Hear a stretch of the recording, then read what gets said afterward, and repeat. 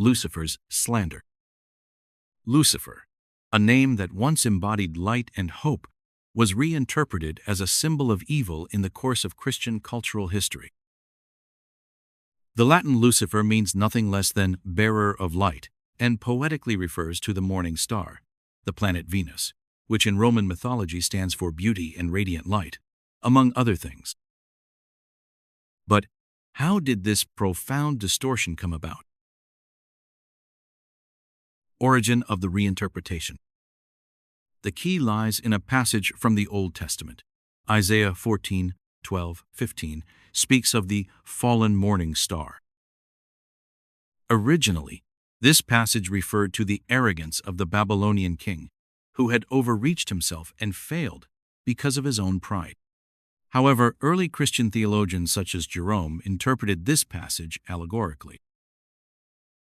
They saw it as a description of the fall of an angel. Lucifer thus became synonymous with Satan, the angel who rebelled against God out of arrogance and was banished into darkness, which is also wrong. More on this later. This interpretation was taken up by influential church fathers such as St. Augustine and became entrenched in Christian doctrine. The former bearer of light thus became the epitome of arrogance and turning away from God.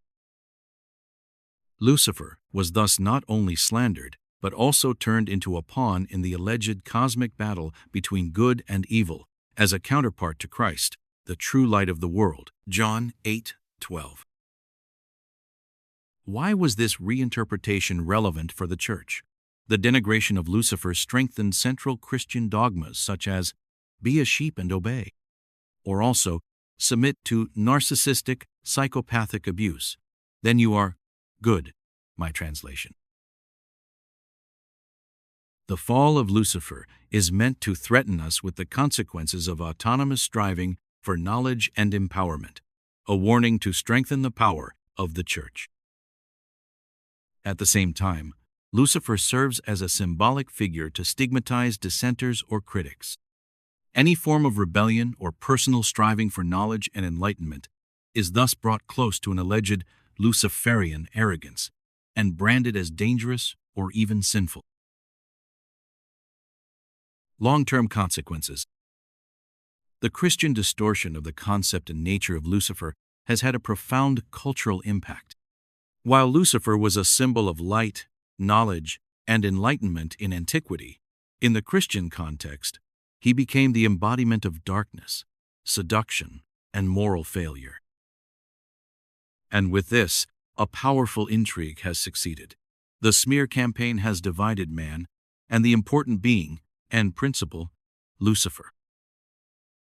This view still characterizes not only theology today, but also the entire Western culture, in which terms such as Luciferian still have negative connotations. The devil, the slanderer. These slanders come from the real, central slanderer, the devil. He has not only put these lies into the world, but has also ensured that many names that have nothing to do with him at all are lumped together with him.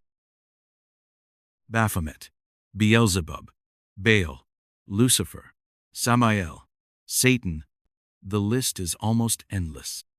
Ancient gods, disagreeable angels, and of course demons in particular, fall into this list of the devil's pseudo-names. But the truth is that most of these names have nothing at all to do with the devil. They stand for other beings from different cultures that are independent and do not embody our problem. And what happens? Everything gets mixed up and suddenly people think Lucifer is the devil. Congratulations and have fun with the chaos. And it is precisely through this slander, which is his archetype so to speak, that the devil ensures that discord is created everywhere, then as now. In the profane world, what do we collectively experience in recent years? Everywhere we look, this is exactly what is happening. Discord, division, mistrust, and this is the devil in his purest form, no one else. This history of slander and division runs through the entire history of mankind. Ancient religions were robbed, their values, rituals, and valuable knowledge stolen. And what happened next? They were devilish. The accusation of polytheism, for example, which categorizes individual aspects of God as evil, is complete nonsense, because polytheism is nothing more than recognizing different facets of the one God. Full stop.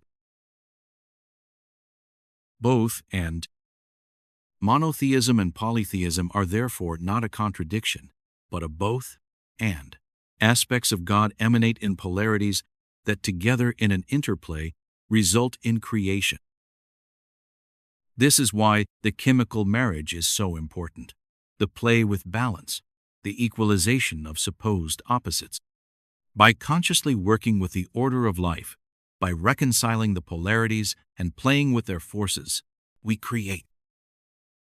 Man and woman, angels and demons, they are all part of the whole. But what do we do? Instead of letting them work hand in hand, we turn them into enemies. And then it comes into play again, the infamous contact guilt. How often have we experienced this? I bet it's not just me, but we, you and I, know exactly what it feels like to be unjustly slandered. For example, to be labeled as science deniers, even though we have studied the topics more intensively and critically than those who shout denier. We have listened to more scientists, researched more, scrutinized more, and yet, precisely because of this, we have been and continue to be slandered. This happens over and over again. It is the story of our existence when we as a collective are possessed by the devil and his divisive power. Satan versus the devil. The devil is the spoiler of life. To understand this even better, let's take a look at his role in comparison to Satan. Satan is, as I said, the tester of the threshold. That is his task. We find a famous example of this in a work by William Blake, a great English poet, painter, and mystic of the 18th and 19th centuries.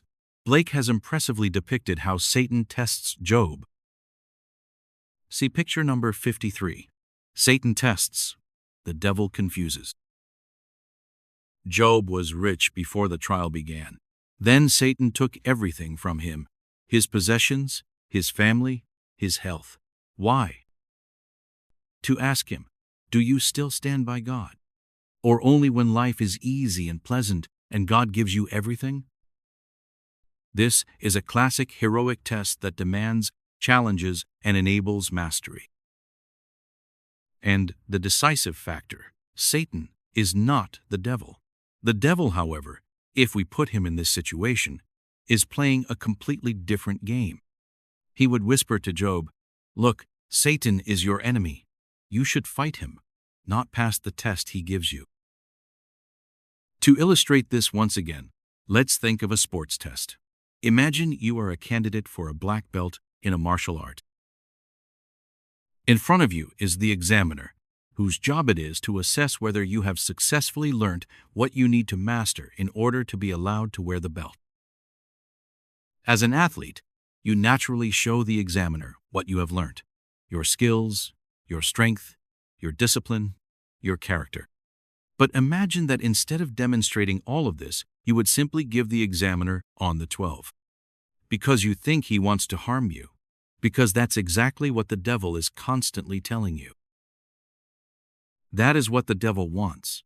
He wants to lead us astray, tempt us to misjudge the actual purpose of the test. Instead of proving ourselves, instead of getting better, we are supposed to go into conflict, fight against the examiner, and in doing so, make the exam itself impossible. And this is exactly what happens when we fall for the lie that Satan is the devil. We confuse the examiner with the liar, and so we fail the test.